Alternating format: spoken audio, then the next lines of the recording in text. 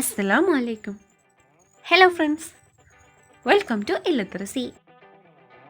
மாதுளம் பழம்னாலே பிடிக்காதவங்க யாரும் இருக்க மாட்டாங்க. பழங்களின் ராணின்னு சொன்னாலும் அது மாதுளம் பழம் தாங்க. மாதுளம்பழ ஜூஸ் அதோட பெனிஃபிட்ஸ் பற்றி ஏற்கனவே நம்ம சேனலில் அப்லோட் பண்ணியிருக்கிறேன். பார்க்காதவங்க மிஸ் பண்ணாமல் பாருங்கள். இன்றைக்கி நம்ம பார்க்க போகிறது மாதுளம்பழ புடிங்.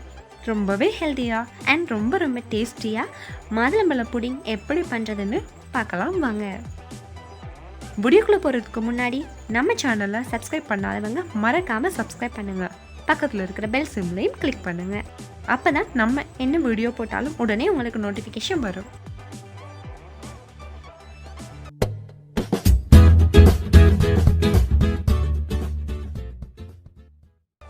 இப்போ வாங்க மாதுளம்பழ புடிங் எப்படி பண்ணுறதுன்னு பார்க்கலாம்.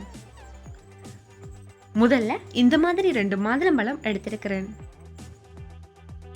இதை கட் பண்ணி எடுத்துடலாம்.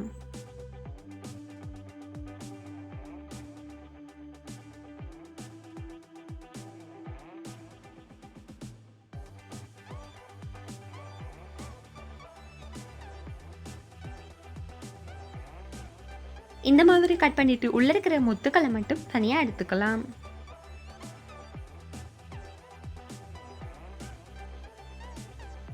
இப்போ இதை ஒரு மிக்ஸி ஜார் எடுத்துட்டு மாதுளை முத்துக்களை சேர்த்துடலாம்.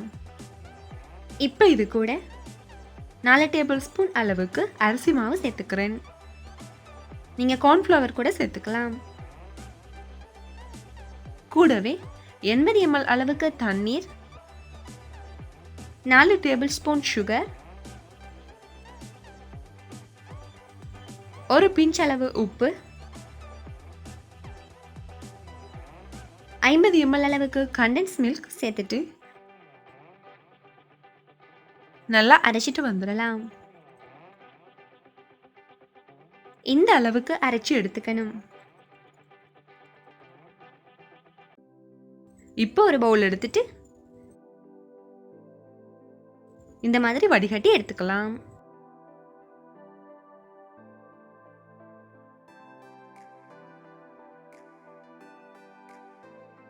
இந்த மாதிரி விதைகளை நீக்கிட்டு வடிகட்டி எடுத்துக்கலாம்.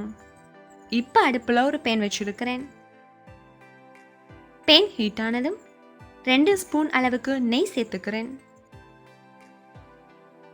நெய் சூடானதும் நம்ம வடிகட்டி வச்ச மாதுளை கலவையை சேர்த்துடலாம். இந்த மாதிரி சேர்த்துட்டு கைவிடாம நல்லா கலந்து விட்டுக்கிட்டு இருக்கணும்.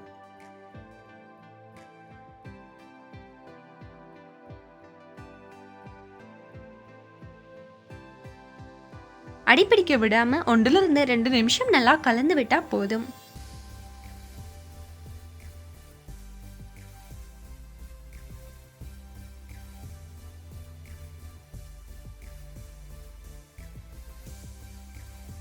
இந்த அளவு திக்கானதும் ஸ்டவ் ஆஃப் பண்ணிடலாம்.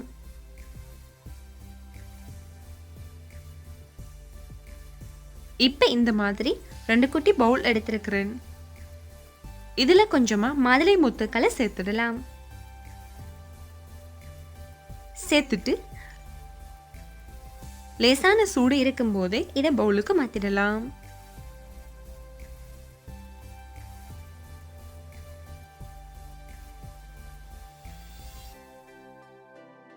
இந்த மாதிரி ஒரு ஸ்பூன் வச்சு சமப்படுத்தி விட்டுறணும்.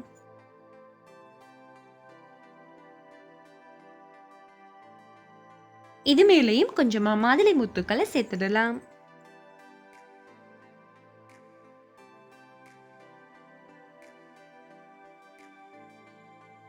இதை இப்படியே ஆற விட்டு ஒரு 2 hours ஃப்ரிட்ஜில் வச்சு எடுத்தோம்னா சாப்பிட ரொம்பவே சூப்பராக இருக்கும்.